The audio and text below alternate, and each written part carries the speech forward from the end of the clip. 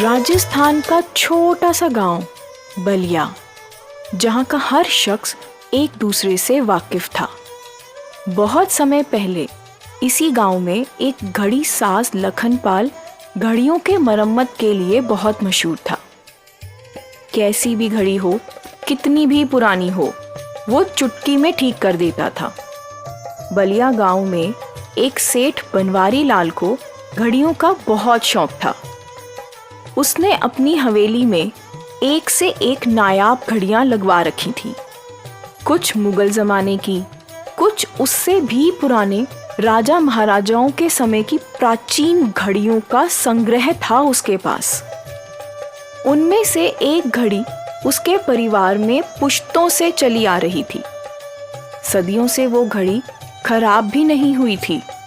वो एक दीवार घड़ी के नाम से मशहूर थी। दूर दूर से लोग उसे देखने आते थे।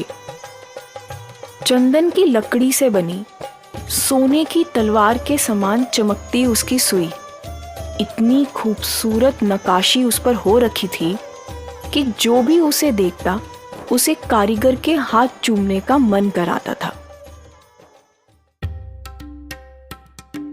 एक दिन वो घड़ी खराब हो गई। सेठ जी ने बड़ी कोशिश की, बहुत घड़ी साजों को भी बुलाया, पर कोई फायदा नहीं हुआ। फिर सेठ जी के दामाद प्रमोद ने उन्हें घड़ी साज लखनपाल के बारे में बताया। उन्होंने तुरंत लखनपाल को फोन किया और कहा, मेरे पास पुरखों की बड़ी घड़ी है, मैं उसे लेकर तुम्हारे पास तो नहीं आ सकता, तुम ही आ जाओ, तुम्हारे आने जाने का खर्चा दे दूंगा।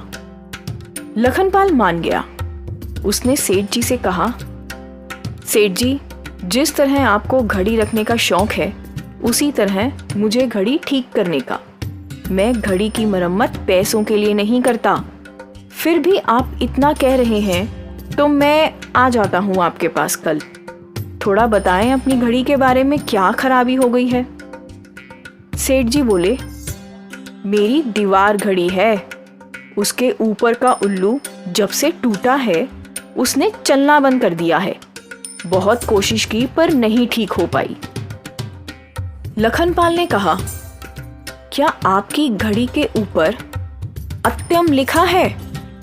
सेठ जी ने कहा, हाँ, क्यों?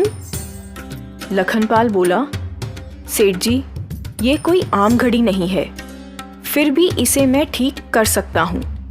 कल आता हूँ आपके यहाँ। लखनपाल सेठ जी के घर पहुंचा और देखा कि सेठ जी के पास बेशुमार, बहुत खूबसूरत, बहुत प्राचीन और बहुमूल्य घड़ियों का भंडार है। ऐसी ऐसी घड़ियां जो शायद मुगलों के ज़माने में प्रसिद्ध घड़ी साजों ने बनाई थी। लखनपाल के मन में लालच आ गया। उसने सेठ जी से कहा, मैं एक ही शर्त पे घड़ी ठीक करूंगा सेठ जी। पैसों के बदले आप मुझे अपनी सभी घड़ियों में से कोई भी 5 घड़ियां दे देंगे, जो मैं मांगूंगा वो। सेठ जी ने सोचा, अब मेरे पास दूसरा क्या चारा है। फिर बोले, पर इस दीवार घड़ी के अलावा और कोई भी मांग लो। लखनपाल मान गया। उसने घड़ी के ऊपर का उल्लू बदला और घड़ी खोलकर उसे ठीक कर दी। सेठ जी बहुत खुश हो गए और उसे अपनी पसंद की 5 घड़ियां ले जाने दी। सेठ जी की प्यारी घड़ी पहले की तरह चल दी, पर कुछ तो अजीब था उस घड़ी में इस बार। रात को तकरीबन 12 बजे सेठ जी की नींद खुली किसी चीज के फड़फड़ाने की आवाज से।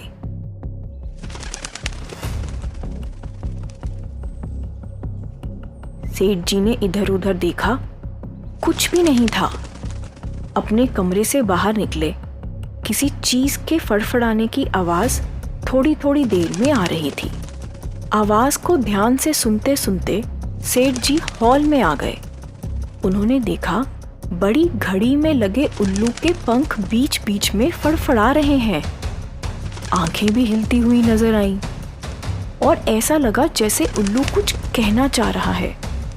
थोड़ी पास जाने पर उन्हें उल्लू से सिर्फ मरेगा, मरेगा। सुनाई दिया।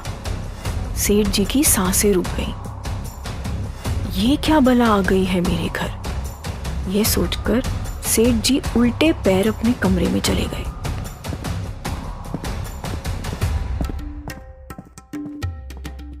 उधर लखनपाल ने सेठ जी के यहाँ से लाई हुई घड़ियों को बेचना शुरू कर दिया। पहली घड़ी उसने शहर के एक लाला जी को बेची। ठीक 3 दिन बाद लाला जी का अपने ही घर में खून हो गया। पोस्टमार्टम से पता चला कि एक लंबी नुकीली चीज लाला जी के पेट में घुसी थी और एक छोटी नुकीली चीज उनकी कनपट्टी में। जिस रात लाला जी का खून हुआ उस रात उल्लू के बड़बड़ाने की घटना फिर हुई सेठ जी के साथ। इस बार उल्लू बोला, काम हो गया, काम हो गया। सेठ जी को ये साफ सुनाई दिया और साथ साथ उन्होंने घड़ी की बड़ी सुई को भी गायब देखा। डर के मारे सेठ जी पसीने पसीने हो गए। उनकी समझ में नहीं आया ये क्या माजरा है, ये कैसे हो सकता है। खैर, बेचारे सेठ जी करते भी तो क्या करते, चुपचाप कमरे में गए और लेट गए। बहुत कोशिश करी सोने की पर डर के मारे सो नहीं पाए। सुबह उठकर सेठ जी नाश्ते की टेबल पर बैठकर अखबार पढ़ रहे थे कि उन्होंने लाला जी की मौत की खबर पढ़ी। तभी दीवार घड़ी के पेंडुलम से टन टन की आवाज आई। सेठ जी की नजर घड़ी पे गई तो वो चौंक गए। बड़ी सुई वापस लगी हुई थी। उन्हें लगा रात को सच में बड़ी सुई गायब थी या मेरा वहम था। एक पल को इसे अपना वहम मानकर उन्होंने बात आई गई कर दी और चले गए लाला जी की शोक सभा में। वहां जाकर उन्होंने देखा कि लाला जी के घर की दीवार पर वही घड़ी लगी है जो उनसे लखनपाल ले गया था। बड़ी हैरानी के साथ चुप्पी साधे बेचारे वहां से लौट आए। कुछ हफ्ते बीत जाने के बाद लखनपाल ने सेठ जी की दी हुई दूसरी घड़ी बर्तन वाले चंपत लाल को बेची। एंटीक घड़ी के नाम पर उसने उनसे भी मुंह मांगे दाम लिए। ठीक उसी तरह 3 दिन बाद चंपत लाल का भी खून हो गया। चंपत लाल के खून वाली रात को भी सेठ जी के साथ वही घटना घटी जो लाला जी के खून के दौरान घटी थी। चंपत लाल के खून का कारण भी कोई 2 नुकीली चीज ही बताई जा रही थी। इस बार सेठ जी के आगे उल्लू बोला, लो फिर काम हो गया, लो फिर काम हो गया। घड़ी की बड़ी सुई फिर गायब थी। अगले दिन घड़ी की बड़ी सुई अपनी जगह देखकर सेठ जी समझ गए कोई तो फिरकी ले रहा है, ये उनका वहम नहीं हो सकता। चंपत लाल के यहाँ शोक सभा पर भी सेठ जी ने लखनपाल को दी हुई दूसरी घड़ी देखी। अब सेठ जी के दिमाग में शक की दीवार खड़ी हो गई। उन्हें लगा हो ना हो इन दोनों खून में घड़ियों का कुछ ना कुछ माजरा तो अटका हुआ है।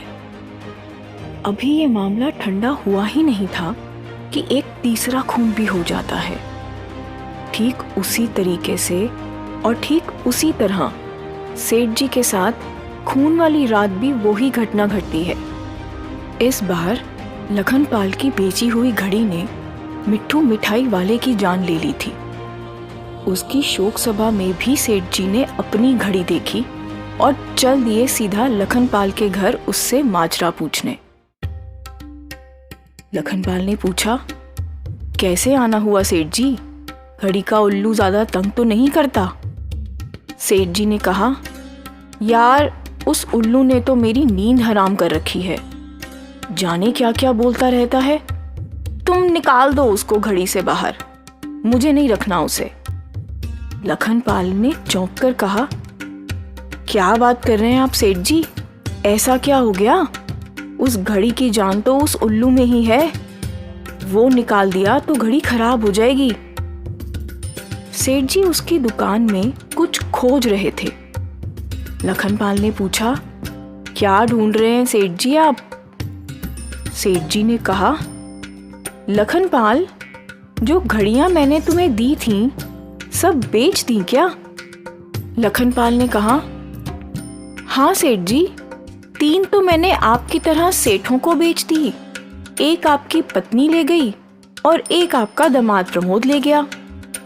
सेठ जी के पसीने छूट गए। बोले, अरे धूर्त, ये क्या कर दिया तूने? मेरे ही घर में मौत का सामान भेज दिया। धत तेरे की।